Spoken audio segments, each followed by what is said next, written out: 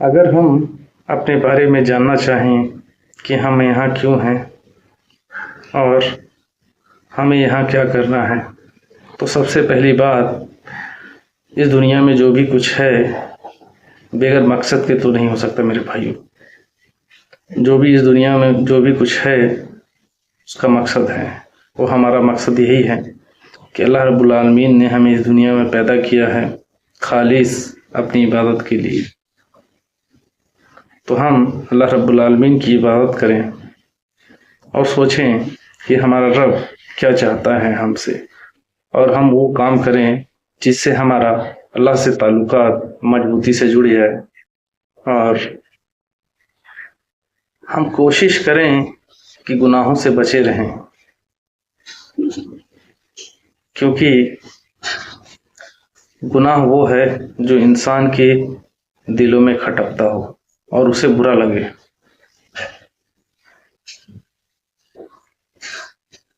اور نیکیاں جب آپ کرنے لگیں تو آپ کا دل خوش ہو جائے کہ میں یہ کام کر رہا ہوں اور میرا دل اسے پسند کر رہا ہے، تو وہ آپ کے لیے نیکیاں ہیں۔ اب برائیاں وہ ہیں جو آپ غلط کام کریں، گناہ کریں اور آپ کے دل میں کھٹکے کہ یہ برا ہے، اس لیے آپ برے کام کو چھوڑیں اور اچھے کام کی طرف اپنی توجہ کریں۔ تو ہمارا مقصد یہی ہے کہ ہم اس دنیا میں بلا وجہ نہیں آئے ہیں۔ ہمارا اس دنیا میں بھیجنے کا ایک مقصد ہے کہ ہم ایک اللہ رب العالمین کی عبادت کریں اور کی اتباع اور پیروی کریں اور پیارے نبی صلی اللہ علیہ وسلم کے طریقے پہ چلیں۔ یہی ہمارا مقصد ہے۔ تو میرے بھائیوں،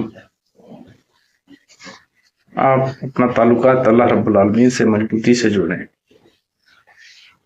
کیونکہ اس دنیا میں باقی کچھ بھی نہیں رہنے والا ہے، اور اللہ رب العالمین شروع سے تھا وہی رہے گا۔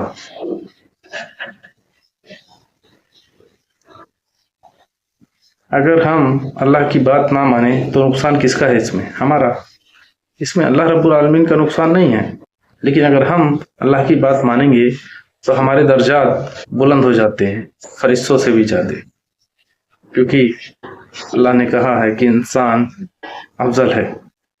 فرشتوں کو اللہ نے افضل نہیں کہا، نہ ہی جنوں کو کہا، انسانوں کو کہا کہ انسان افضل ہے، کہ ہم نے بہترین مخلوق بنائی،